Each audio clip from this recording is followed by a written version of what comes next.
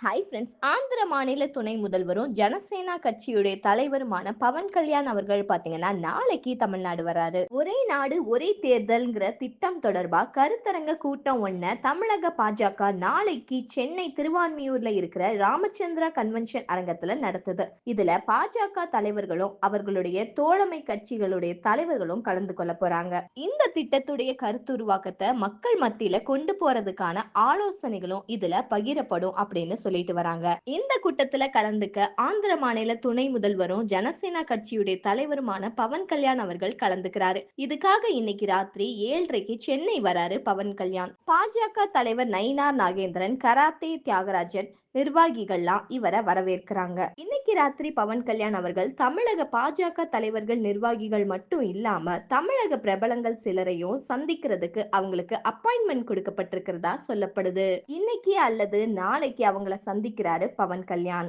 தமிழ்நாட்டுல ஜனசேனா கட்சியை துவக்கிற ஒரு யோசனைய சில மாசங்களாவே அசை போட்டு வர்ற பவன் கல்யாண் அவர்கள் அதை பத்தி விவாதிக்க இருக்காராம். இதுக்காகவே இந்த சந்திப்பை வச்சிருக்காரு அப்படின்னு சொல்லப்படுது. ஒரே நாடு ஒரு தேர்தல் செயல்படுத்த அரசாங்கம் என்ன மாதிரியான திட்டமிட்டிருக்கு அப்படிங்கறத இங்க பார்க்கலாம். ஒரே நேரத்துல 2 கட்டங்களா தேர்தல் நடத்தப்படும். முதல் கட்டமா மக்களவையும் சட்டசபை தேர்தலும் ஒரே நேரத்துல நடத்தப்படும். இரண்டாவது கட்டமா பஞ்சாயத்து மற்றும் நகராட்சி அமைப்புகளுக்கான உள்ளாட்சி தேர்தல் நடத்தப்படும். இரண்டாம் கட்ட தேர்தல் முதல் பொது தேர்தல் முடிஞ்ச 100 நாட்களுக்குள்ள நடத்தப்படும். எல்லா தேர்தல்களுக்குமே பொதுவான வாக்காளர் பட்டியலும் இருக்கும். நாடு முழுசுமே விரிவான பிரச்சாரம் நடக்கும். அதனால 5 வருஷத்துக்கு ஒரு முறை அந்த 3 மாத காலம் மட்டும் தேர்தல் காலமா இருக்கும். ராம்நாத் கோவிந்த் குழுவினுடைய பரிந்துரைகளை நிறைவேற்றுறதுக்கு அமலாக்க குழு அமைக்கப்படும். இது மூலமா பாத்தீங்கன்னா தேர்தல் செலவுகள் குறையும். அதே மாதிரியே தேவையில்லாத பிரச்சார செலவுகளும் குறையும். முன்னாள் குடியரசுத் தலைவர் ராம்நாத் கோவிந்த் தலைமையிலான உயர்மட்ட குழு பரிந்துரைத்ததுபடி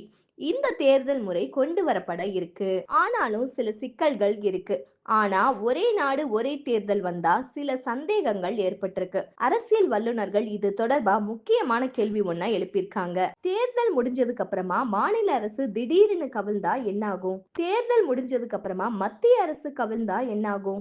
ஒரு சில மாநிலங்கள்ல மட்டுமே மெஜாரிட்டி கிடைக்காம போனா என்ன ஆகும்? இப்போ ரீசெண்டா தேர்தல் நடந்த மாநிலங்கள்ல ஆட்சி நீட்டிக்கப்படுமா கவிழ்க்கப்படுமா? சட்டமன்றங்கள் மாநில சட்டமன்றங்களை கலைப்பது தொடர்பான சட்டப்பிரிவு 174ல மாற்றங்களை கொண்டு வரணும். அப்படி செஞ்சாதான் ஒரே நாடு ஒரே தேர்தல் நடைமுறைக்கு வரும். ஆனா அப்படி செஞ்சா மாநிலங்களுடைய உரிமை நீக்கப்படுமா அப்படிங்கிற கேள்வியும் இங்க எழுந்திருக்கு.